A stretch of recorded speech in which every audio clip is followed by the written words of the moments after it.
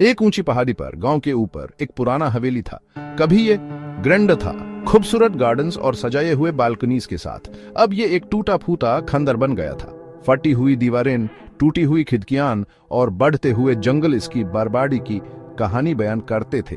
गांव वालों ने हवेली के भूत होने की कहानियां सुनाई।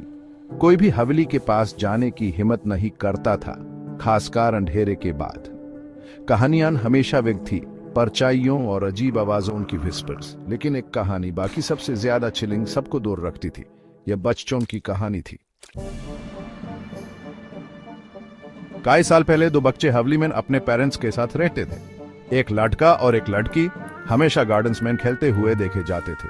फिर एक दिन वो गायब हो गए। उनके पेरेंट्स ने पागल होकर खोजा, लेकिन बच्चे कभी नहीं मिले। कुछ कहते हैं कि एक एक्सीडेंट हुआ था, ऊंची बालकनी से गिर गए। दूसरों ने कुछ और सिनिस्टर की विस्पर्स की। पेरेंट्स हवेली को जल्दी ही छोड़ गए, खामोशी और यादों को से नहीं पाए। हवेली खाली खड़ी रही, खोए हुए बच्चों का एक खामोश मॉन्यूमेंट। साल बीत गए।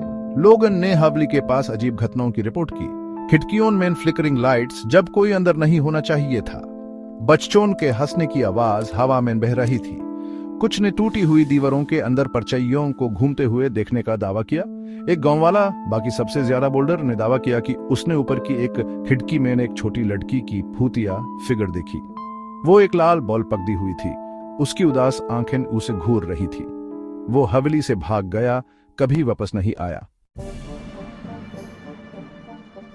हवेली वही रही, गांव पर एक डिकेइंग प्रेजेंस, खोए हुए बच्चों की ट्रेजेडी का एक कांस्टेंट रिमाइंडर।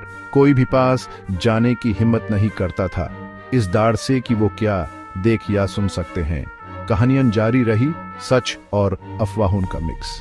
लेकिन एक बात पक्की थी, पहाड़ी पर हवेली राज रखती थी, सीक्रेट्स जिसको छिदना बेहतर है, और बच्चों की हंसी हवा में सुनाई देती है।